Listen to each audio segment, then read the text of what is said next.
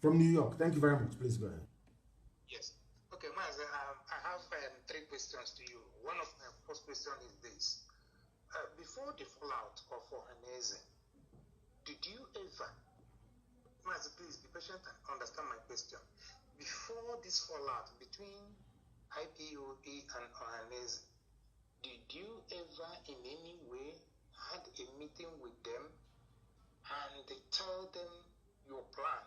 Or is it because you found out that they sold out and you took advantage of them being sold out to castigate them? Because I am in support of castigating them. I'm castigating them myself. But my question is this, my number 1 question. Did you ever tell them all these beautiful and wonderful plans that IPOB has brought for the development of Biafra land and liberation of Biafra? Did you discuss it with them? Yes, hold on. One question at a time, because your questions are very deep. Yes, the answer to that is yes. I discussed it with them. When I came out, I went to Chief NWODO's house to go and see him. I had a meeting with him. I had telephone conversations with him. It did not just stop there. The same plans that we had, or we still have till tomorrow morning, of course, until Biafra comes and beyond, I also intimated the governors as well. Are you listening? I said, it is not just Ohanese that I sat down with to discuss all of these issues. I also sat down with the governors and I told them everything. And I explained to them the difficulties they will have coming out in the open to support what we are doing. I am not against them doing what they're doing behind closed doors and, trying to be some kind of a moderating influence. If that is how they want to sell what they are doing to Abuja, I don't mind. I said to them, do what you're doing and we'll do what we are doing. But if you're asking me to call off Anambra elections, you must bring something to the table. I gave them example as to how the Yorubas managed to get presidency for the very first time in 1999, because there was a consensus immediately after June 12. The whole annulment, the whole nonsense that happened with Abiola's stolen mandate by IBB and Abacha. I made it very clear and I said to them, we must sing from the same hymn sheet. We must bring pressure to bear on Nigeria. That is the way you get what you want. If you keep begging and pleading from now till forever, it won't happen. I sat down with them. I discussed with NNIA personally, I said. Private conversation one-on-one. And I told him, this is what we are going to do. Now, listen very, very carefully to this. I'm not sure I've said this in public before. They asked me, the governors asked me to give them a list. That Abuja asked them to ask me to give them a list as to the things that I want before I lift the boycott of the Anambra elections. Listen carefully, please. I said, you must open Calabar Seaport. You must open Iguacha Seaport.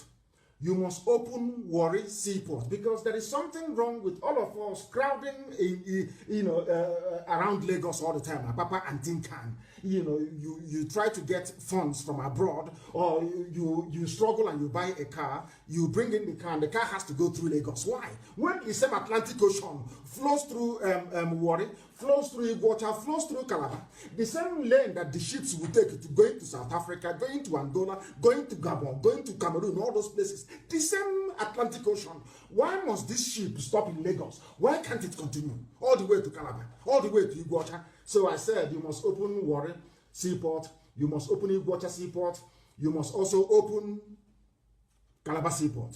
And I asked them, listen carefully, I asked them, and I said to them that the river port in Onitsha must be opened. I went as far as saying that they must also build another river port in Lokoja, not to serve Biafran people, but to serve those who are in that area. We had all these things, all the plans outlined. I said to them, take this thing to Abuja and tell them that is what I want before I can call off the elections. The election boycott. You know what they did? Now, after going through all of that, because remember that then the Buhari had died, they buried him in Saudi Arabia, they were preparing Jubril to take over then. Osibanjo called them for a meeting in Asarok on the back of the submissions that I made. As I'm telling you, God, Call Nnamdi on the phone and ask him.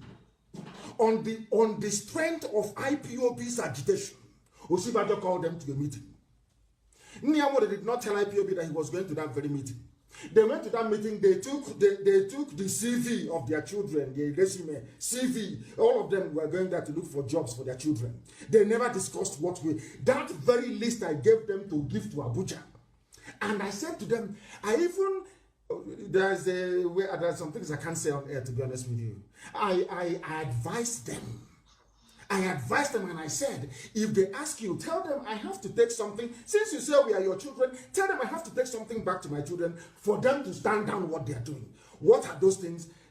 As I have listed, I said all the industries that were closed down, all the industries that Michael Opera built, all the industries that Simon Bakwe built that are moribund, we want them revived so that people can become gainfully employed. I asked Ohaneze and the governors, I said to them, what is the money that who stole the money that Jonathan voted for Iguacha to Enugu Expressway? Where is the money meant for Onitsha to Enugu Expressway? Who has that very money? Who stole that very money? Because Jonathan awarded these contracts twice. Now it was then I discovered that they had eaten the money. That those who are in Ohanese are the ones that ate the money. How are they go? Now the shame could not allow them to take this very request to Abuja and argue it, because in Abuja they were told, but we have given you money for Iguacha Enugu Express Road. We've given you the money for Onitsha to Enugu Express Road. Why are you coming to us again? Why don't you go back and tell your children that you have eaten that money? Do you understand? Now, when they pressed me that very day at Government House in Enugu, the then DG of DSS, Dawara, was in Enugu that same day. They brought their money, their euro, in white sacks to give me money. Once I call off Anambra elections, they will give me money. And I said to them, no, I don't want. I was in that meeting with the governors. They said to me that NWODO is upstairs, that Ike Premati is upstairs. Do I want them to come and join? And I said to the governors, no, they cannot come now. Go to Abuja and tell them this is what we want. When they agree to it, today we cannot have a jamboree together. That's one big family. That was the day they decided that we are unmovable, that they will bring the army to kill us. That was the day NWODO and all the rest of them ganged up and said to Buratai, come and kill them. They now held a meeting at Nikelek Resort, where they planned to kill me and to kill my parents and IPOB family members. That was exactly what happened. Your second question, please. Thank you. Mazi, my second question is this. NNIA is a senator voted in through PDP, political party, whatever I don't know. And now, Dave Omae is also a PDP member. Now, Abaribe share the same idea that the Biafrans are being marginalized, are being tormented, are being humiliated. Do you think, since you approve of Abaribe, that this Abaribe has been able to share his ideas with Dave Omae, Ohaneze, and Ike Nwusu? Because I'm hearing that name for the... No, Ike Nwachukwu. Yes, I just want to bring in that name again, because I saw a different name with that. So my question here is this.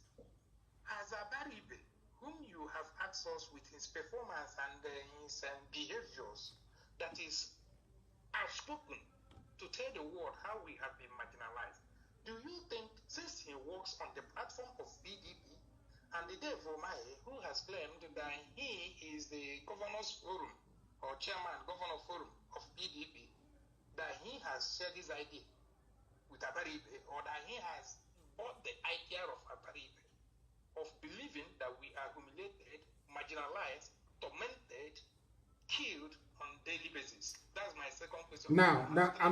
Yes, I want to answer your question this way. In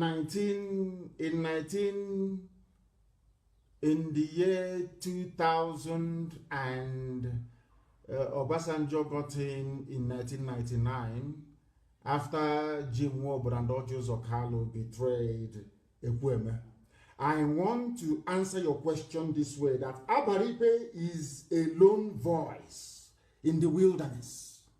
Now, the question you should be asking is, why are the governors, why is that other lawmakers are not backing? Is what Abaribe saying, is it wrong that we are marginalized? Is it wrong? Everybody knows it's the truth. Now, ask yourself this question. Now, this is how I want our people to reason. Ask yourself this simple question. Why is it that other senators are not rising up and supporting Abaribe, saying the same thing, singing from the same hymn sheet, so that those who are oppressing us will understand that we have now risen up as one people? They will not do it. Because one person will go behind to Sokoto and say, oh, I want to be vice president, you know. Forget that thing that my brother is saying. Forget what Abaribe is saying. He's just speaking for himself. Oh, we are not marginalized. There is nothing wrong where we come from. Idiot like that, buffoon, that animal in Uyo, claiming he's a preacher. That is the type of mentality our people have. They want to trade whatever they have. The competition they have is amongst themselves, whereas the enemy is outside. You should be competing with those outside. All they care about is to be the only person that have built upstairs in the village, for them to be the only cock crowing in the village. That is village champions. That is what they are. That is why they cannot support Abaribe. Are you telling me that Omahi, as learned as he is, Omahi is an educated man? Are you telling me he doesn't know what is going on? Did you not see our mothers yesterday crying that their rice farms are being destroyed in Ebonyi? Go to Punch newspaper, it is there. Are you telling me that idiot couldn't say it? Are you telling me that Omahi cannot see that our mothers are crying that their crops are being destroyed? Now, in the house, in the chambers of the Senate, or whatever it's called, Abaribe will rise up to say, this is what is happening in Ebonyi, I'm not happy. And the same evening, Umahi will rise up and say everything is okay. Oh, Buhari is doing very well. That is how they are. People need to understand the way we have taken our selfishness to a new level. We have taken our individualism to a new level, and it is destructive. It is destructive. I could have gone as that Oshomole lookalike did a while back. I should have gone to the zoo and taken money from them. The time that Mama Ndawara brought his sacks of money to a local government house. If you doubt me, go and ask any governor. They were there. Go and ask Ubwani. They brought money in sacks, in euros, millions, to give to me, and I said no. In any government house. Go and ask Ikebremat, he will tell you. I said no. So if I had collected that money as some other idiots have done in the past, by now I'll be telling you, let us move forward. There is a way to do it and all that rubbish. But we have remained very consistent. We have said no. Instead of somebody to come and say, oh, this thing that our people are saying is correct, oh, let's key in. They will tell you, let us beg for presidency. We'll go down on our knees to go and beg them. That is the problem that we have. Not that they don't understand, but their individual selfishness, their need to come out. And because people, they know that in a Biafra land that is very highly competitive, they may not be able to find their feet. So the only thing they can do in life is to sabotage, is to go and become subservient to the oppressor, that they may make money, live in Abuja, live in Lagos. That is why they don't live in the village. Please, your next question. Thank you, Mazi. My next question is this. You promise us that you will answer every question in every sincerity. So be patient and answer me this one. I have an aged mother who has been so much intoxicated with the Biafra. Let me use that word. I might be wrong. She has everything she talks about all day long is Biafra. So answer this question for her sake and other aged mother whom you know are listening on daily basis. Looking at all the sabos that has come up to make a video to castigate you, to tell us that IPOB is a private business, to tell us that you don't know how to do it. There are so many, I cannot mention all their names. In 3 words, can you tell the world why you think that IPOB, their message, their blueprint, and all the plans they have to restore Biafra is the best, and why they must stick and follow it? After that, I have one final. Thank you, sir. Thank you very much. As I said to you before, Our people are destructively selfish. Destructively. Let me tell you something now. If you bring the best ideas to your village, you yourself right now, take that idea to your village, try to propagate that very idea. You will find out that 99.9% of the people will buy into it. There will be one idiot somewhere that will put his hand up and say, oh, I don't agree, I don't agree. If you ask that, if you listen very carefully, you will hear the person murmuring. The murmur will be, oh, why should it be you? Why should it be Chukwemeka? Why not me? Not that they're opposed to what you're doing, but their only objection is that why not them, why you? And why do you blame people? People you claim that go out to go and make video, people are very hungry. If you're a very wretched church rat and people give you money and ask you to do a video, you will do it. If you want to be like Nnamdi Kanu, you cannot be. You, of course, envy will take you over. Our people are naturally disposed to a very, devastating, envious, a jealousy that can kill. Why do people poison people in the village? Why do they poison people in the village? Is it not envy? What have you done to the man? Somebody traveled abroad, your parents suffered, scraped, saved, did everything, sent you abroad, you studied and you came back, and somebody wants to poison you. What have you done to them? Nothing. You've done nothing wrong to them. But they want to kill you because you are not. They want to be you. They cannot be like you. We are the only people that come out and millions come out without paying anybody to do so. We are the only people that command the largest mass movement on the face of the earth. If that does not attract envy and jealousy, what else can attract envy and jealousy? I ask of you. So people will spend their time trying to accommodate people who have been eaten by envy. Sorry, sir. As simple as that. Go ahead. Tell my aged mother why your message to liberate Biafra should be the best for her to follow all day long, as she has been following you. There is no other way. As people should translate in English. It's because of this very message, our consistency, our unbribability, our uncompromising nature, the fact we are never ever going to stop until Biafra is restored, the fact that this very promise from God Almighty in heaven must be made manifest in our time, the fact that only IPOB, I repeat and I say it with every sense of conviction and purpose, it is only IPOB that can restore Biafra, nobody else. Tell them that is what I said. Do you know why?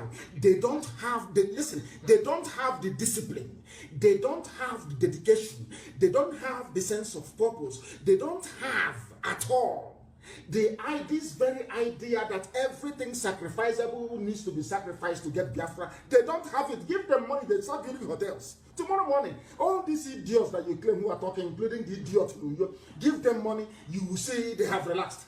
They build upstairs in the village and they have arrived. No, our own is the promised land. When Yeshua was praying and said, let thy kingdom come on earth as it is in heaven, Jesus Christ prayed that very prayer. And we are referring to Biafra, and I can tell you that very confidently. That is the reason why Obama said to keep the zoo one is a tax that they, the idiotic Janjaweed jihadists, must do, because they know that Biafra is the kingdom of heaven upon the face of the earth. And anybody, if you are discerning, if you have the eyes in the spirit, if you can see, you will see what millions have seen. Our brother a while ago rang and said, in the village in those days, you come around in a village square, any good idea is basically sold to the people. And the people will say, behind this idea we stand. Go and ask people anywhere, who is that very person? Before IPOB came, has there been this groundswell of opinion in terms of our consciousness, in terms of our sense of purpose, knowing where we are going to? It's only this generation that did it, and only IPOB can do it. And that is why your grandma or your mother must remain resolute and focused in what we are doing. Thank you very much.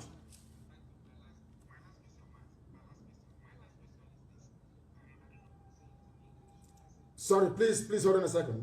This is your last question you said. Please hold on. Yes, go ahead. My last question is this. That is, if you consume more, that means you defecate more, something like that. How do you plan to compensate? How do IPOB plan to compensate people in Aba, Onitsha, Owerri, and then for the lives that has been lost in agitating for Biafra? They have been going out for evangelism. Other people, these are matters that need to be very careful, because I have not seen protests about Biafra in Calabar. I have not heard about anyone in New York. I have lived in all these places, I'm telling you. I hardly, if not for the one IPOB initiated, seen anyone from the indigenous people in a job, you know, in Bayelsa. I've been to Yelegua before. I've not seen anyone. By the indigenous Efik people, I've not seen them. Now, look at Aba. Indigenous people in Aba have stood up to tell the world we are being humiliated and marginalized. Aba people have been killed in Onitsha. They have been killed and massacred in Asaba. Sometime I heard about that, but these days, no. Then, my question to you is this. Would there be a kind of a federal law, even if any province, as soon as Biafra comes, to compensate these people that has given this much, in terms of anywhere an Igbo woman is admitted in a hospital for maybe delivery, no bill. Any child between the age of 1 to this, because we have given much, and they know it. It is not in, I have not seen Efik people gather. We are Efik, we are agitating that we are being humiliated, we are being marginalized, we are being tormented, we are being killed. I've not seen Ijo people, even the so-called Ikwere people, the so-called South of South, in Ikwere and other area, even Ogoni that looks like the Ogoni, which language, you know, I will answer. Allow me to answer, my dear brother, so that others may be able to come in as well. And you have asked very searching and intelligent questions, and this very last one is also amongst them. People, did you read about our media head in Akwa Ibom being arrested? Do you know people have been in detention in Akwa Ibom since February of this year? And they are not Igbo people, they are Biafran people. They are IGBO, Efik, and Anam. The thing people must understand is this.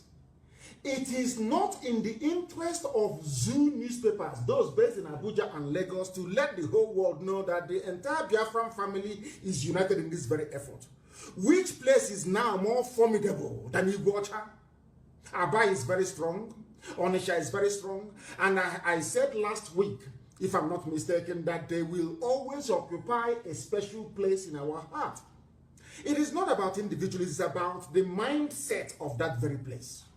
And as I have said time and time again, Onitsha, Aba are very, very key, because these are huge commercial hubs. If you get these two areas, you know that our people are compliant. So they will occupy a very special place in our hearts forever and ever. History will remember Aba, will remember Onitsha, will remember Igbocha. And I am sure you said you have not heard about people protesting in all these places. And I keep reminding everybody what happened only 4 years ago, or should I say 3.5 years ago. People have forgotten that in 2015, when I was arrested, the people walked, they trekked all the way from Ebanke in Abo, all those places. People say, oh, we're not Igbo. People came out of their houses and walked on the road. They did not take any transport. They walked all the way to Enugu for a rally. It was on their way back that they blocked the head bridge of Onitsha for 4 days, asking for my release. I have said this many times. It doesn't... People, there are places in so-called Igbo land that is more quiet than IGBO land, than Efik land, than Anam land. But we know that not everybody is just like going to a war. Not everybody enlists as a soldier to go to war, but they are fighting under the banner of that same country that they love very dearly. The same way that not all of us, you don't expect all of us to come out at the same time. Some will be praying. Some people have to pray. Some will be pouring libation. Others will be offering moral support. Some people will be doing the cooking. You don't see everybody at the same time. But I can tell you that it is raging. If you go and see the number of IPOB families that are being set up every day, you will be astonished, I'm telling you. And in places that you least expect. Forget all the idiots that come out on the pages of newspapers to be talking rubbish. On the ground, we are in control. On the ground itself, IPOB is everywhere. We are in control on the ground. So don't bother yourself, my dear brother. And thank you very much. Is that what you're saying? Yeah, his system was build your road and come and collect the money. That was what I heard in his administration. No, I don't believe in hearing something. I believe in something that I can confirm and verify. If you know anybody working... I had it directly from Jonathan himself. I had it directly from Jonathan in interview. He said all the state governors build the federal road and come and collect the money. Simple. That is what he said. So if our governors fail to take that advantage, it was... I don't see how that wasn't what happened. So what you're saying to me that hold on. Let me correct you. Let me correct you, please. So you're saying now that every capital project going on in the zoo as we speak today is go and build and come and collect refund later. You are mistaking two things. The governments of the zoo have been saying if you spend money on federal roads, come and take it back. And I want you to send anybody to Federal Ministry of Works. I think it's where Fashola is, the man of darkness. Send anybody there. Let them go and bribe whoever is at the gate. Go and bribe somebody to bring out the files for you. Just tell them that you want to know the status of Enugu Watch Expressway. Tell them there's something about Enugu Onitsha Expressway as well, they will tell you. And then lastly, I know who ate the money for Umuahia Owerri. You know the road that passed Trimbis, eh? Are you aware of that road? I know who ate that money. I know who has it. And what they did with it. So we should stop providing excuses for people who are corrupt. That is the reason why the zoo is corrupt. Because black people always make up excuses for what is evil. Since I made the allegation, has any of them come out to say that it is not correct? And if you have somebody who's close to Jonathan, ask him to ask Jonathan, how many times have you awarded Enugu Iguacha Expressway? Then you'll be shocked. You will be devastated as to what has been going on in our land. So we know all these things very well. Do you know how many times they ate the money? Onitsha Owerri. Ask anybody who lives around there. Ask them. Obasanjo had to literally cry and scream before they built Owerri to Onitsha. Are you aware of that? So which state governor built Enugu to Onitsha? Which governor built Owerri to Onitsha Expressway and collected money from federal government?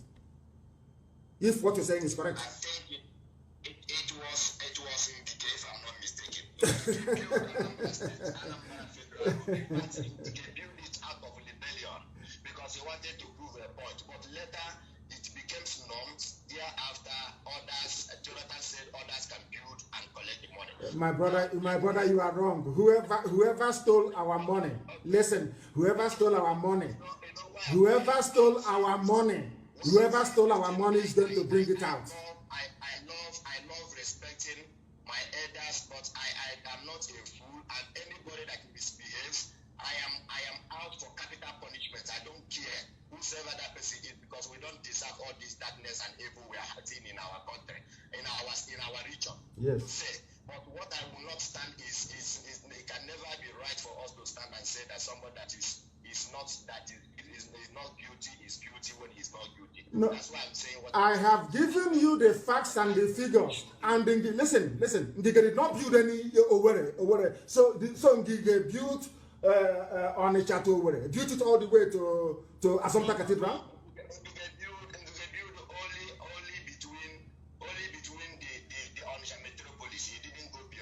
But I'm talking about a federal road. I'm not talking about the trunk B roads you have in Anambra. We must be able to understand issues and facts before we debate or argue it. Ngige built roads, P2B built roads as well. We understand that. NDDC under this man Onyema, I think his name is Onyema, he built a lot of roads as well. A lot of little feeder roads connecting communities. I am talking about federal awarded roads. I'm giving you an assignment now. 3 simple assignments. The number 1 assignment is how many times did the federal government of the zoo award the contract for Owerri to Onitsha? I said how many times? That is your number 1 assignment. Number 2 assignment, send somebody to the Federal Ministry of Works. Let them give you the file. I don't believe in hearsay, what somebody said, interview. I believe in facts and figures.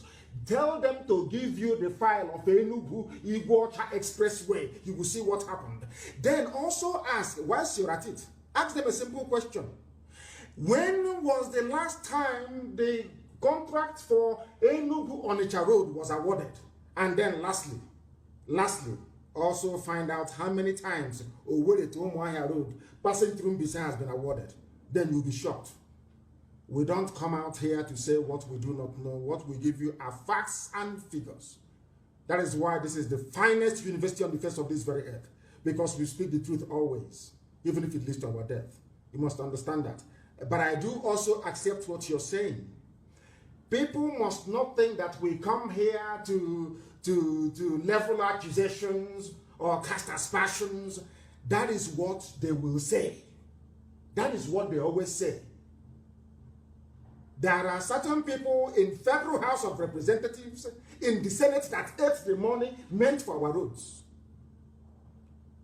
And when you finish, you will understand the reason why. Have you ever asked yourself the reason why Onitsha Head Bridge is a public-private partnership, whereas they are building their way to Niger Republic? Have you ever asked yourself the reason why? Why Jonathan could not finish Second Niger Bridge? Have you ever asked yourself the reason why? If you know it, these people, as you see them, you will hang all of them. If you see them, you shoot them. If you know what we know, if you see them, you will kill them. You won't insult them, you will kill all of them. That is what God. Ask yourself, if they are not compromised, are they not using that same road? Why are they not talking? If you go through Enugu Onitsha Expressway, you will see is unpassable. You as a lawmaker, thank you very much.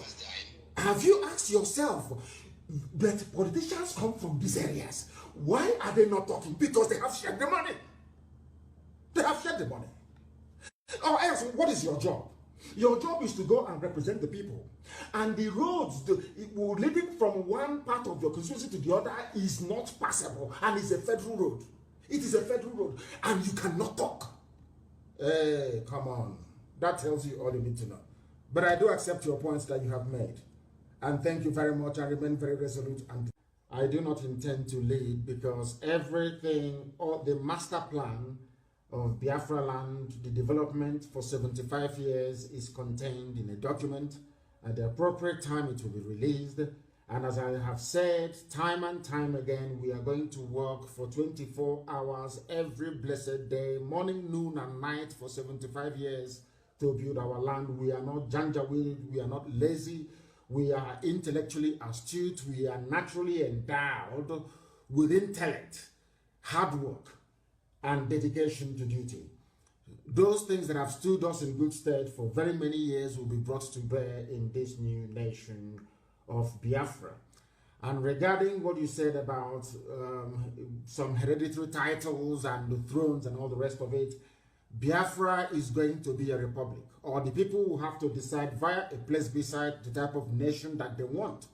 If we are Republicans, and we have been saying it for as long as we have lived that we are Republicans, then there will be no title will be hereditary.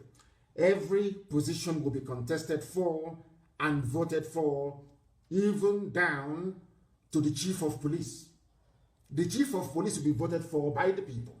So that you're not going to have the type of issues with SARS that you have in the zoo. The people must be responsible for the type of government and governance that they have. Nobody, nothing is hereditary. Nobody is going to go to a court of law talking nonsense, saying it is their turn to inherit a throne in a particular village. All that rubbish will be swept aside. We are going to run a purely Republican society. Republic. Which means that the people will have to decide what happens and who governs them. And the reason why we have spent years educating and enlightening our people is so that they go into Biafra with a type of mindset that will sustain the type of growth and development that you're talking about. Because if you have idiots there, I have said this thing before, if you have idiots there, you will have one Alamajiri, one idiot from Sokoto. Out of envy and jealousy that Biafra is doing very well, they can bring out some of the money they have looted over the years and give it to one idiot to go and cause havoc in Biafra land as they are doing. Right now, if you're a preacher in Biafra land, or if you're somebody that think that people have regard for you, they give you money and ask you to go and castigate Biafra, castigate IPOB. You come out and you take the money and start talking rubbish the next day. We are not going to allow such things to happen in Biafra land. That is why we will have the very finest secret service that man can ever imagine possible. Our secret services, they're not going to sleep. They are the ones who will make sure that no counterfeit money gets into the country. People don't know the impact that counterfeit money will have on an economy. Because most of them, they are black people, they don't know. They don't even know the meaning of inflation. They don't know the impact inflation has both on wealth creation in terms of employment and making sure that we have a viable society that people will be proud to belong to. And coming to your very last question, as I said earlier, we have a master plan, believe you me. We are going to, nobody's going to be, people talk about cultism, they talk about armed robbery, you're going to go to work. People are going to, there will be department for employment. If you're unemployed, you'll be registered, the computer will capture you as somebody who is unemployed, and everything will be done to make sure that you have a job to go to. Before the white man came, we didn't have armed robbery, we didn't have people stealing. People used to go to bed, leaving their doors open. We never used to have any high fence. All this fence you're seeing these days, people build house and they build fence, you know, suffocating everybody inside. It's a new phenomenon. It didn't used to be there before. People leave their father's compound and they go 4, 5, 6 miles away and go and live in a farm, only them. No armed robbery, nothing. All these, should I say, new age afflictions came about since the white man came and started talking rubbish about one Nigeria. We are going to go back to where we are as a people, but far more modern, far more forward-looking. You know, imagine what we have done with nothing. IPOB is causing the zoo sleepless nights with nothing. No politician can come out and say, we are sponsoring IPOB. No businessman can come and say, we are putting money into IPOB. From the little that we have, look at the impact we have made. Then imagine when we are given a country, we will turn it into paradise on this very earth. And they know. And that is why Obama is talking rubbish and talking about one Nigeria. Because they understand what we have in us. They understand that we are asking for Biafra, that we may manifest the goodness of God in us. That is what Lucifer doesn't want. That is what the forces of darkness do not want. But simple reason that that very place is not working. That very place is not functioning. I want to also use this very brief opportunity to congratulate Ngozi Okonjo-Iweala on her appointment with the WTO. I want to congratulate her. That is a very big difference between us and Al-Majri that went to ICC court. And he came last. Ishaq Bello. He came last. Ngozi Okonjo-Iweala went and came first. That tells you all you need to know. So when fools like Obama say, keeping Nigeria one, you can now understand the reason why. Ngozi Okonjo-Iweala, thank you very much.